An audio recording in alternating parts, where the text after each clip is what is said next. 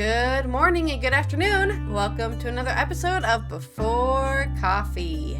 It is Tuesday. There's a lot of updates on a lot of news stories. So let's find out what's going on. Hello. Hello. Are you gonna sit like that the whole time? Oh no, let me think here. Okay. We're looking at Mr. Forehead here. Hello. Is that better? Yeah. Okay. I wish you could be farther away, but I know your microphone won't pick you up if you're miles away. I can hear. That's too far away. Let's lean back. I can slide back. Yes. Ready to go. I'm ready to go. Let's go. If you're the starter, go on. Today on Before Coffee, Mariupol's exiled leaders look to the future with plans to rebuild. Rescuers race against time to find missing sub in the Atlantic bound for Titanic site. Dutch study reveals extent of wealth made via slavery from 3 past rulers. Blinken and Xi pledge to stabilize deteriorated U.S.-China ties, but China rebuffs the main U.S. request. That's a long headline. Heirs are not waiting for Pope Benedict XVI's inheritance. And in Good Tuesday, your brain has tricked you into thinking everything is worse. And we can reduce CO2 by using plastic. Today on June 20th, 2023 edition of Before Coffee.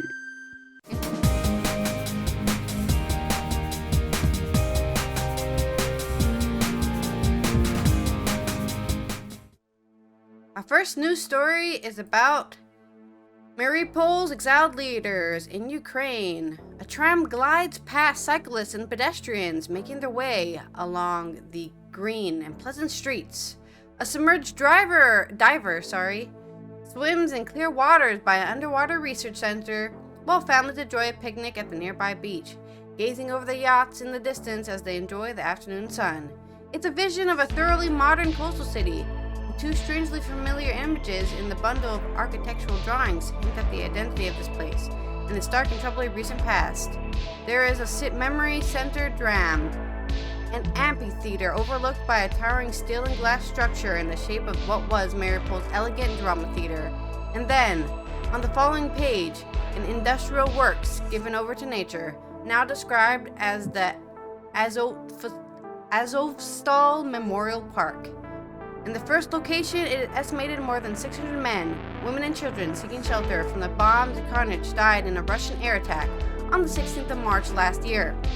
The latter, once the site of one of Europe's largest metal producing plants, was where wounded and emancipated Ukrainian soldiers and more than 1,000 civilians resisted a grotesque onslaught of fire and fury more than 80 days in a desperate last bout.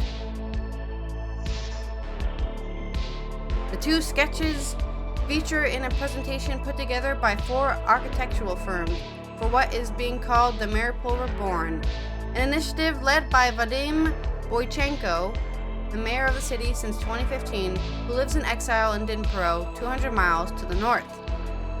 An estimated 22,000 civilians died in Mariupol after Russia's full-scale invasion of Ukraine on the 24th of February, and 90% of the city's infrastructure was damaged in the fighting for its future.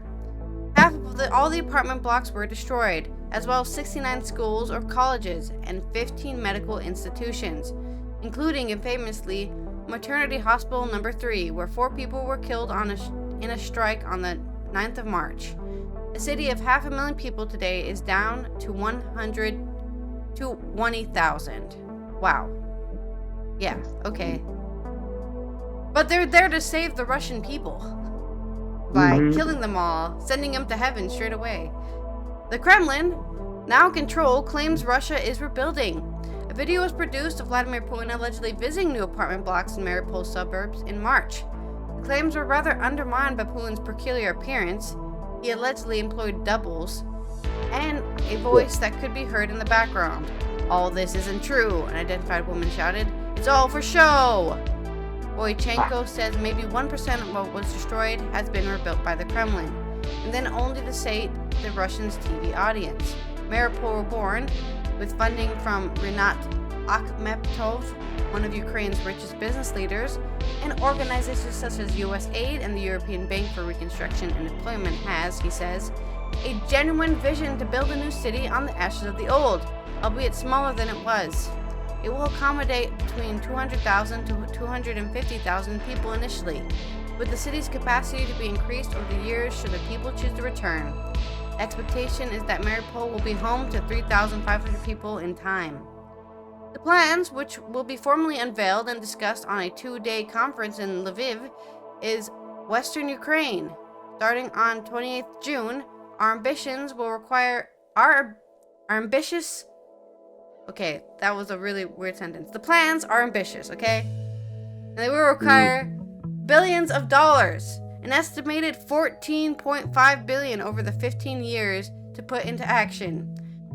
Representatives from the Polish cities of Warsaw, Wrocław, and Gdansk have had their own stories to tell of the rebuilding from ruin. Will offer their views in Lviv before the drafting of a final master plan. But are these blueprints not just fruits of wishful thinking? Konstantin Ivanchenko, a former pro-Russian opponent of Bochenko on the Mariupol's council, has been appointed as mayor by the Kremlin. While Russia does not have control over much of the region, Putin has declared that Donetsk Oblast, which Mariupol is located, to be permanently part of the Russian Federation. Bochenko, buoyed up by private briefings about Ukraine's long-anticipated counteroffensive in the east and south of the country, says the planning must start now and there is no time to waste. Last time he saw the city was when he left on the 26th of February, having been ordered out, he says, by the regional administration who had become aware of Russian headhunters roaming the streets. He expects to be back in Mariupol by the end of the year. The Ukrainian armed forces are already close to the city of Volnovakha, he says. Mariupol is 60 kilometers away. This is an important transport hub. In World War II, the Soviets also liberated Mariupol through Volnovakha. We believe in the armed forces of Ukraine, and we are confident that we will return to Mariupol this year. So, very sad, but very hopeful at the same time news out of Ukraine. Your story. And deep sea news. This is from New York Times. Writers Ben Finley and Holly Raymer. Rescuers race against time to find the Titanic guys. Rescuers in a remote area of the Atlantic Ocean raced against time early Tuesday to find a missing submersible carrying 5 people on a mission to document the wreckage of the Titanic, the iconic ocean liner that sank more than a century ago. The carbon fiber submersible, named the Titan, part of a mission by OceanGate Expeditions, carried a pilot, a renowned British adventurer, 2 members of an iconic Pakistani business family, and another passenger.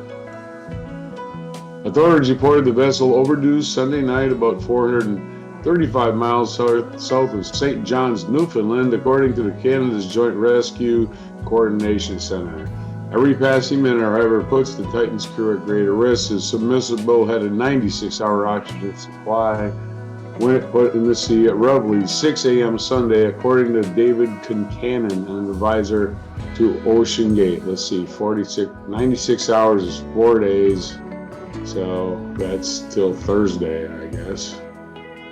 Thursday, 6 a.m. It is a remote area. It is a challenge to conduct a search in that remote area. Commander for the U.S. Coast Guard, which is also searching for the Titan, but we are deployed all available assets to make sure we can locate the craft and rescue people on board. The Canadian research icebreaker Polar Prince, which has been supporting the Titan, reportedly lost contact with the vessel about an hour and 45 minutes after it submerged. The Polar Prince was to continue to do surface searches throughout the night, and the Canadian Boeing P-8 Poseidon reconnaissance aircraft resumed their surface and subsurface search in the morning, and U.S. Coast Guard said on Twitter. The U.S. Lockheed C-130 Hercules aircraft has also conducted overflights.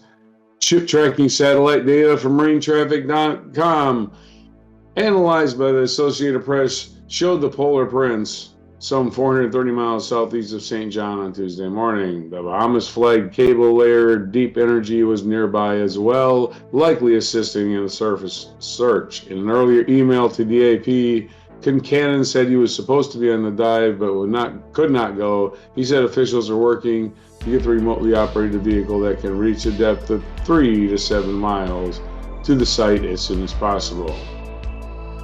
OceanGate's expeditions to the Titanic wreck site include archaeologists and marine biologists. The company also brings people who pay to come along, known as mission specialists. They take turns operating sonar equipment and performing other tasks in the 5-person submersible. The Coast Guard said Monday that there is 1 pilot and 4 mission specialists aboard. However, OceanGate's website suggests that the 5th person aboard may be a so-called content expert who guides the paying customers. OceanGate said its focus was on those aboard and their families. We are deeply thankful for the extreme assistance we have received from several government agencies and deep sea companies in our efforts to establish contact of the submersible, it said in a statement. British businessman Hamish Harding, who lives in Dubai, United Arab Emirates, was one of the mission specialists for an Action in Aviation, the company for which Harding serves as chairman. The company's managing director, Mark Butler, told the AP the crew set out on Friday. There's still plenty of time to facilitate a rescue mission. There's equipment on board for survival in this event. We're hoping and praying it comes back safe around. So this is a vanity thing that rich people do. So it's really no science involved, nothing really being collected except, we get, So hopefully they're all right. They still got 2 days worth of oxygen left, and all kinds of assets out there just trying to rescue these poor, and I say poor in a sarcastic way because they are not poor, yeah. They're doing stuff they want to do, so hey. That's their prerogative to do what they want with their money. There's people's worse off in the world, and I only feel bad for the person piloting because, or the people that have to rescue them, or their family. The people have to spend hours of their days diving or whatever, searching for the vessel. Okay. In history news, a Dutch study reveals the extent of wealth made via slavery. Inside the stables of Paleis Noordeinde in The Hague is a golden coach, embellished with images of colonial offerings to Dutch rulers that many, including the current Dutch king, regard as a symbol of exploitation that, according to a new study, netted 3 Dutch rulers the equivalent of more than 545 million euros. Historians calculated the staggering value of the colonial profit for William III, also King of England, Ireland, Scotland, William IV, and William V, for a report published at the request of the Dutch Parliament last week before a widely expected apology over slavery from the Dutch king.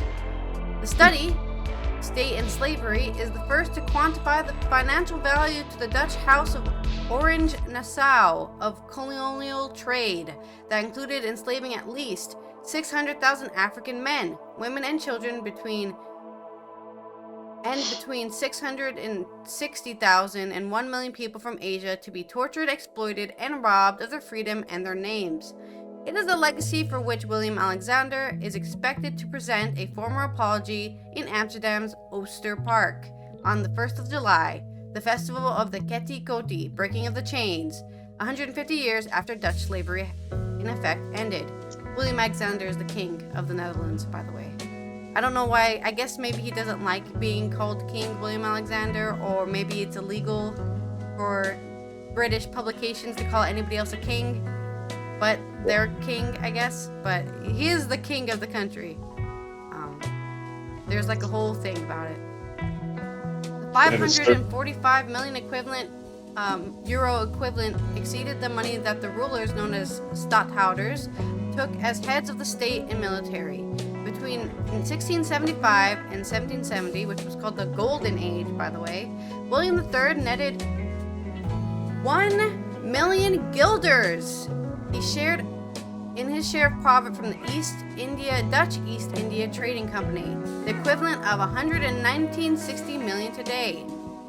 Raymond Schultz, a researcher at the Municipal Archives in The Hague, discovered the figures about the Dutch stadhouders, appointed regents last year in a private archive of Gerard van Verdenberg. The important figure in the Dutch East India Company was apparently hoarding and documenting secrets like poker cards, he said. It was seen as something to be proud of, said Schultz. Schultz. In some cases, they took enslaved people to the Netherlands to show off. It was a kind of conspicuous investment in consumption to show you were important. Kind of status symbol, which was, I believe, illegal. It was illegal to actually have slaves in the Netherlands, but, rich people can do whatever they want. These days, everybody is ashamed, and it's hard to imagine how it was seen at the time. The main thing was that making money. Schutz, said it was not known how much the Netherlands rulers profited from slavery between 1621 and its abolition on the 1st of July, 1863, followed by 10 years of compulsory employment for the enslaved. The Dutch king hasn't commissioned a 3-year independent study. Last year, the UK's King Charles, the Prince of Wales, expressed the depths of his personal sorrow about suffering caused by British slave trade. And in 2021, Germany offered a $1 billion in recognition of colonial-era genocide in Namibia. Last December, Dutch Prime Minister Mark Rutte apologized for the government's role in the appalling suffering caused by the generations and announced a $200 million fund for awareness initiatives, but no reparations or damages. The two countries who basically profited the most off of the slave trade refused to give any of the money back. I actually just watched a YouTube video about the history of slave trade in London, and there's hundreds of buildings that only exist because slave trade, money was used to build them. And everyone's just like, why don't they just pay them back all the money? No, we'll just apologize. That will fix it. No, that doesn't fix it, sorry. I feel really, really, really bad. This is really deeply depressing to me. But I'm not giving up my treasure. Exactly. My cold, dead hands, and my descendants' cold, dead hands, and their descendants. A spokesperson for the Dutch royal household confirmed that Willem Alexander would make a speech at the Ketty celebrations in Amsterdam, something widely expected to contain his own apology. Don Cedar, an MP for the Christian Union and a lawyer, has played a major role in stimulating government recognition. I think that an apology from the king in his institutional role would be of enormous significance in the reconciliation process, he said. The Dutch royal family received a significant portion of her wealth through the slave trade. A sincere reflection upon the past could contribute to a shared future. Descendants of the enslaved people that believe that the recognition of the profit and wrongs of the past are long overdue.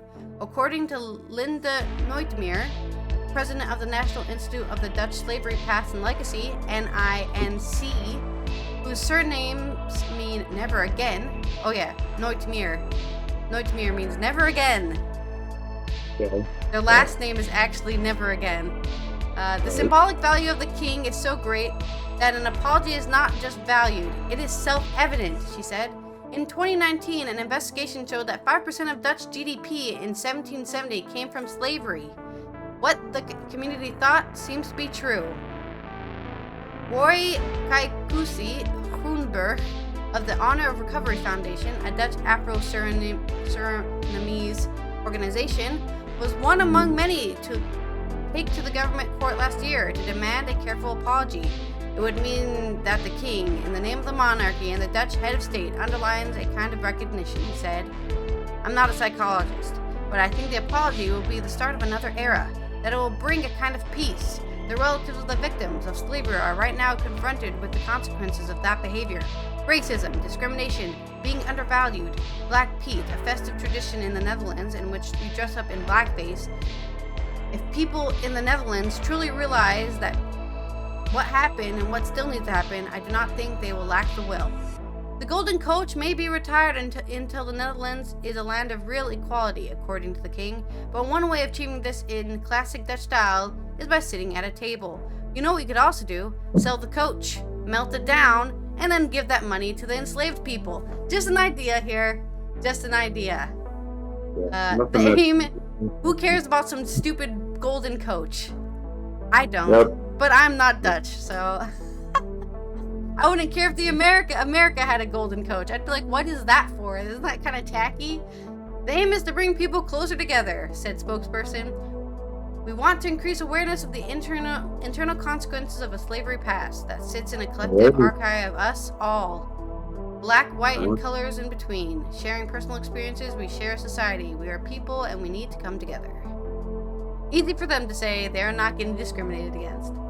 Your story. Right. International diplomacy news. Blinken and Xi meet in China, in Beijing. U.S. Secretary of State Anthony Blinken met on Monday with Chinese President Xi Jinping and said they agreed to stabilize badly deteriorated U.S.-China ties, but America's top diplomat left Beijing with the biggest ask: rebuff better communications between their militaries. After meeting Xi, Blinken and China is not ready to resume. Blinken said China is not ready to resume military-to-military contacts, something the U.S. considers crucial to avoid miscalculation and conflict, particularly over Taiwan. Still, China's main diplomat for the Western Hemisphere, Yang Tao, said he thought the Blinken's visit to China marks a new beginning. The U.S. side is surely aware of why there is difficulty in military-to-military exchanges, he said, blaming the issue squarely on U.S. sanctions, which Blinken said revolved entirely around threats to American security. Yet, Blinken and Xi pronounced themselves satisfied with the progress during the 2 days of talks, without pointing to specific areas of agreement beyond mutual decisions to return to a broad agenda for cooperation and competition endorsed last year by Xi and President Joe Biden at the summit in Bali. And it remained unclear if those understandings can resolve their most important disagreements, many of which have international implications. Still, both men said they were pleased with the outcome of the highest level U.S. visit to China in 5 years. The two sides expressed willingness to hold more talks, but there was little indication that either is prepared to bend from positions on issues including trade, Taiwan, human rights, conditions in China and Hong Kong, Chinese military service in the South China Sea, and Russia's war in Ukraine. Blinken said later that the U.S. set limited objectives for the trip and achieved them. He told reporters before leaving for a Ukraine reconstruction conference in London that he had raised the issue of military-to-military communications repeatedly. It's absolutely vital that we have these kind of communications. This is something we're going to keep working on, which would be cool if you're just going really slow. Okay. Until you get to see, you can swim in the sea. Oh, the sea. Wee. Anyway. In, I guess Pope news, heirs are not waiting for Pope Benedict XVI inheritance. This is from Andrea Breda on NOS. No one wants to be the arm of Benedict XVI, at least so it seems. When the former Pope passed away on December 31st last year at the age of 95, Private Secretary Monsignor George Gonswain was given the task of settling the estate. But the heirs found do not respond to his requests for contact or say they are not interested, probably for the fear of the outcome of a lawsuit against the former Pope. Since Benedict had not designated any personal heirs in his will, Gonswain started looking for close relatives. Found 5. They are, presumably, very old cousins of Benedict, according to German and American media. 4 of them have still not responded to Gonswain's contact request, and one cousin has indicated through her daughter that she is not interested. What exactly the legacy details is shrouded in mystery.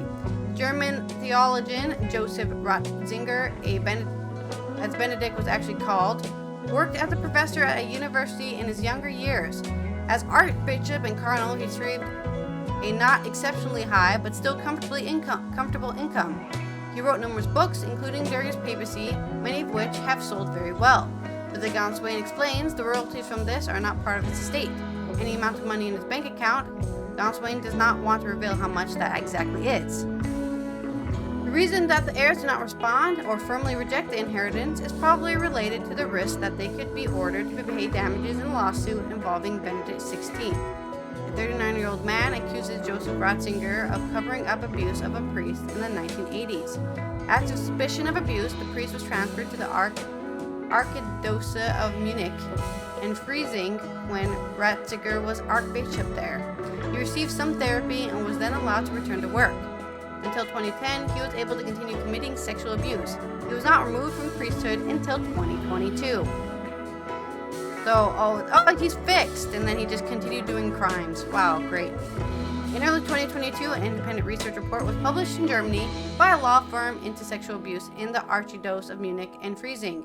In it, Joseph Ratzinger was accused of covering up abuse in 4 cases, including the case of this priest.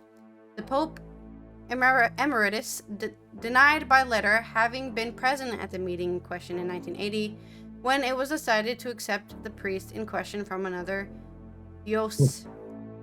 Soon, however... Diocese, sorry, I don't know these words. Soon, however, the minute surfaced, which showed that Ratzinger had indeed attended that meeting. According to many, this is an example of how abuse within the Catholic Church in those years was not addressed, but treated with therapy as if it were a passing phenomenon.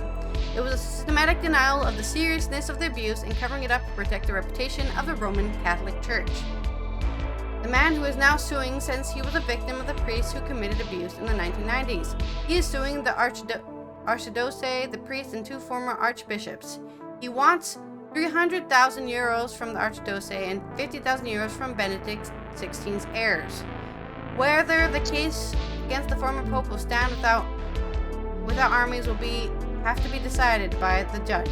Today, in the first hearing in the court of the Bavarian town of Traunstein.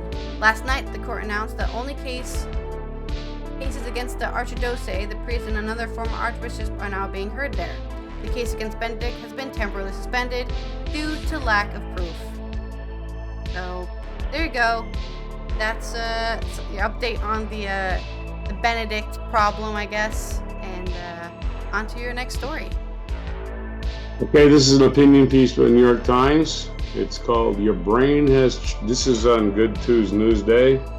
It's called Your Brain Has Tricked You into Thinking Everything is Worse. And this is by Adam Mastriani, a experienced psychologist and author of the science blog Experimental History.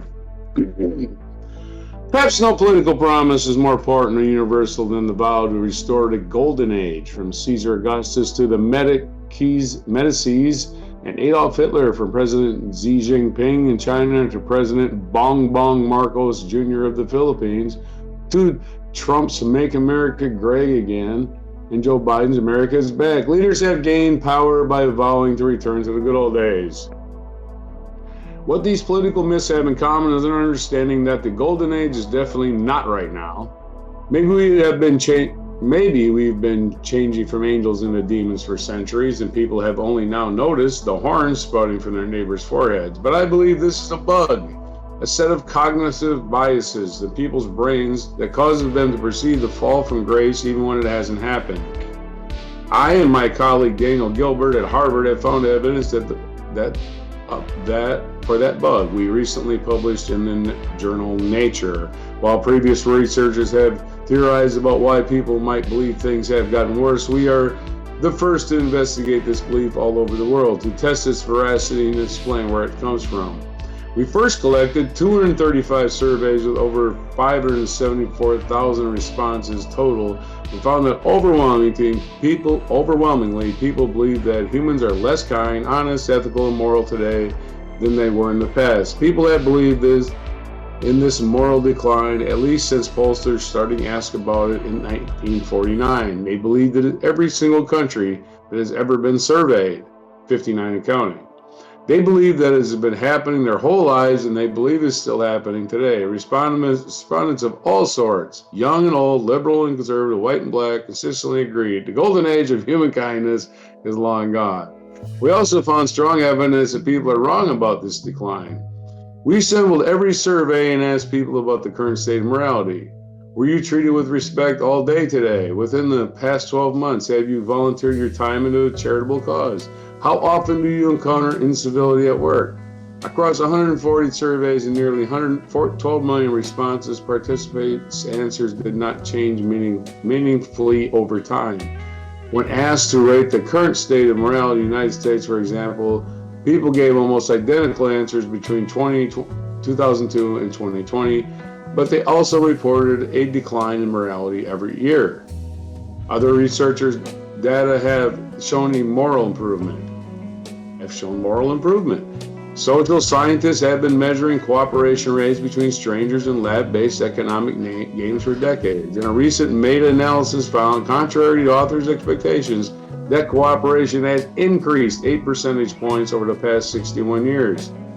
When we asked participants to estimate that change, they mistakenly thought cooperation rates had decreased by 9 percentage points. Others had documented the increasing rarity of the most heinous forms of human immorality, like genocide and child abuse. Two well-established psychological phenomena could combine to produce the illusion of moral decline. First, there is biased exposure. People predominantly pay attention to negative information about others. Mischief and misdeeds make the news and dominate our conversations. Second, there's a biased memory. The negativity of negative information fades faster than the positivity of positive information. Getting dumped, for instance, hurts in the moment, but as you rationalize, reframe, and distance yourself from memory, this thing fades. The memory of meeting your current spouse, on the other hand, probably still makes you smile. When you put these two cognitive mechanisms together, they can create an illusion of decline. Thanks to biased exposure, things look bad every day, but thanks to biased memory, when you think back to yesterday, you don't remember the things being so bad. When you're standing in a wasteland, but only remember a wonderland, the only reasonable conclusion is that things have gotten worse. That explanation fits well into two more of our surprising findings. First, people exempt their own social circles from decline. In fact, they think the people they know are nicer than ever. This might be only because people primarily encounter positive information about people they know, which our model predicts can create an illusion of improved. Secondly, Earth. They see humanity as a stably virtuous in the decades before their birth. This especially suggests that biased memory plays a role in producing an illusion. Susceptibility to golden age myths makes a lot more sense. Our biased attention means we'll always feel like we're living in dark times, and our biased memory means we'll always feel like the past was brighter. 7% of Americans believe, according to the 2015 Pew Research Center poll, that addressing the moral breakdowns of this country should be the government's priority. Really, the government's got to tell us what morals are. The good news is that the breakdown hasn't happened. The bad news is that people believe it has. As long as they believe in this illusion, we are susceptible to the promises of aspiring autocrats that claim they can return us to the golden age that exists in the only place the golden age has ever existed. In the past. Our imaginations. Yeah. Our imaginations, not even in the past, just Yeah. never existed. Anyway. I was hoping they were going to cover that because that's definitely a problem with morality. Morality is subjective. What I believe is right and correct is not the same thing you believe. It's not the same thing Robert believes. It's not the same thing my neighbor believes. So thinking that there's some sort of true morality here, right, and that we're going lower or above it, getting better or getting worse, is just completely immeasurable. It's immeasurable. Or it's going to be fed to us from above. Right? That's the best part. The government or the church is going to tell us. The church, oh yeah, the ones that are, never mind. Yeah. Speaking of the church, kind of, or the government, kind of, Elton John is not very happy about the U.S. Non sequitur. Yeah. Gay rights are going backwards in the U.S., where disgraceful laws are discriminating against the LGBTQ people, Elton John has said. The singer has said he would no longer do residencies in the U.S., though he would consider more live shows elsewhere. It's all going pear-shaped in America, he told the Radio Times. There's violence, discriminatory laws enacted in Florida, which are disgraceful. There's a law now that if you visit a doctor in Florida, they can refuse to treat you if you're gay, which I find just unbelievable. We seem to be going backwards, and that spreads. It's like a virus that the LGBTQ movement is suffering. John, who founded the Elton John AIDS Foundation, which has raised more than $525 million by its own estimation, saved 5 million lives, expressed his deep unhappiness about the growing tide of homophobia, which he has said extended to Britain. I don't like it at all. It's growing a swell of anger and homophobia that's around America. I don't know if it's around Britain, because I haven't been here that much. But I feel that the Philip Schofield thing has been totally homophobic. If it was a straight guy in a fling with a young woman, it wouldn't have made the papers, he said. The 76-year-old, who is headlining the Glastonbury Pyramid Stage next Sunday, decided to embark on his final tour, Farewell Yellow Brick Road, 7 years ago in order to spend time with his sons. Though it was originally envisioned as a 3-year tour, the pandemic and a hip replacement wrecked those plans, and by the time it finally ends in Stockholm on July 8th, it will have lasted almost 5 years and encompassed 333 shows. Despite the extensive victory lap, John said he wasn't completely done with performing live. I said when I announced the farewell tour that maybe I would do a residency like Kate Bush did at Hammersmith Apollo in 2014, but not in America. I will not do it in America, he said.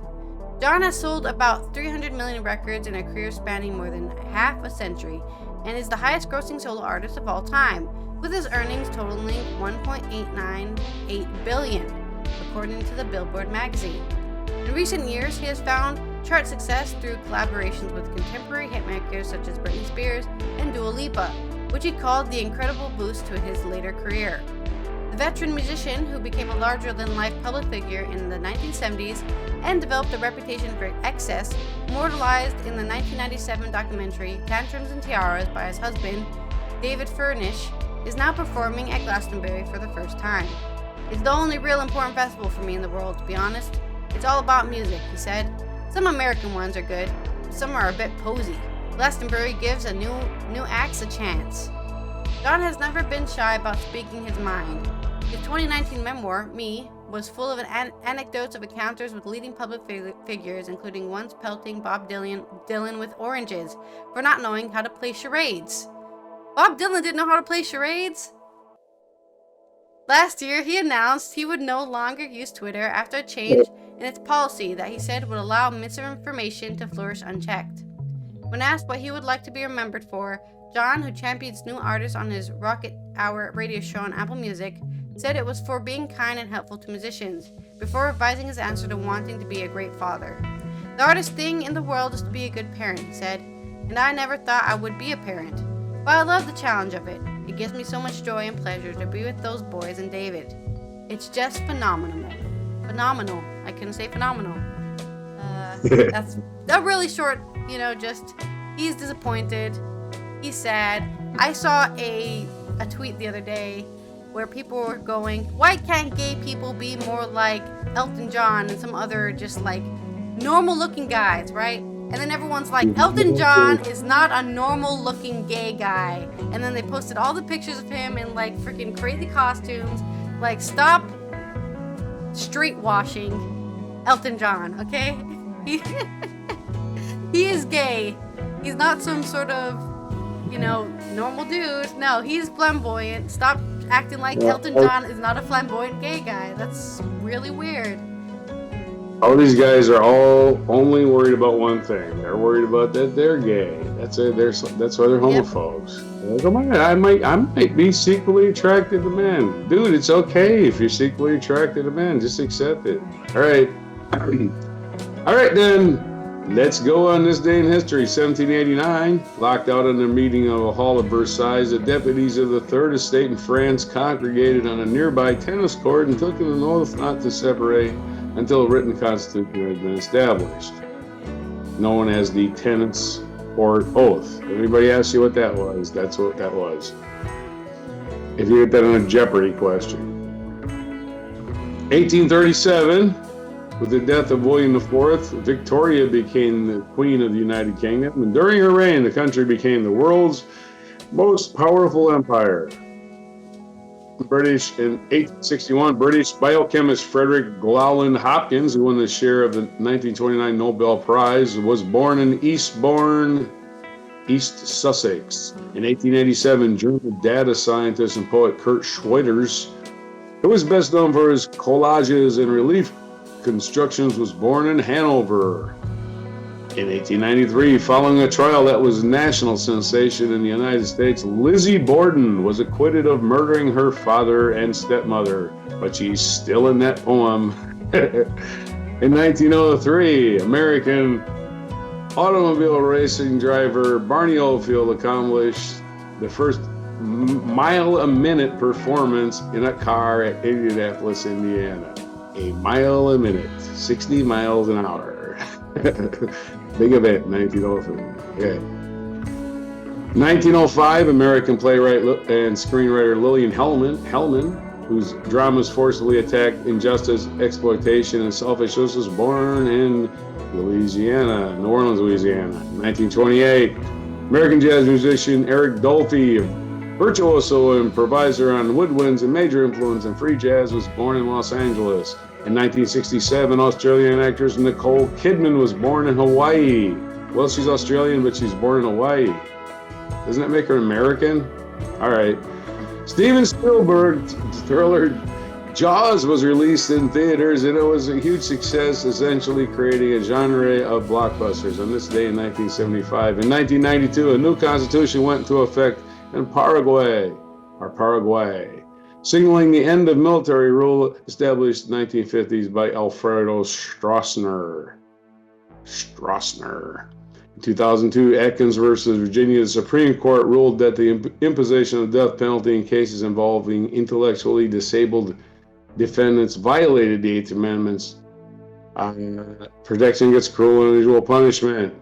And on this day, on June 20th, 1910, Howlin' Wolf, American musician, was born in West Point, Mississippi. Other birthdays: Nicole Kidman, we covered. Cyndi Lauper was born in 1953. Actor John Goodman, born in this day, 1952. Lionel Richie, born on this day, 1949. And American war hero and actor Audie Murphy was born on this day in 1925. And what day is it today? Let's try to get this out of the way. It's International Nystagmus Awareness Day. Nystagmus, it's an eye condition that causes some kind of thing in your eye. Just in case you're curious. It's National Kogan Aman Day. It looks like a pastry, big puffy airy pastry. Sounds delicious. Looks like that. Yeah. All right. Anyway, yeah, I don't know if it's food. It's just like a big airy pastry to me. Good with coffee, I guess. World Productivity Day, June 20th, which I am not going to contribute to whatsoever. National American Eagle Day, it's June 20th. World Refugee Day, always be taking care of them refugees, my friends. And National Hike with a Geek Day. National Hike with a Geek Day is today. So somebody had the trouble of creating that day, and that's it. All right, I guess I have to go find somebody to hike with. This has been Ally here from the Netherlands, hoping that one day the government will stop apologizing and just give people money for all the slavery they did. It's okay. It's gonna be okay. Give them their 40 acres and a mule. Yeah, whatever. And I hope to see you on Wednesday for some more revelations. And this is Roger from Toronto, which I didn't mention earlier. I'm in Toronto, covering this part of the world, which is not currently on fire, on June 20th, 2023 edition of Before Coffee.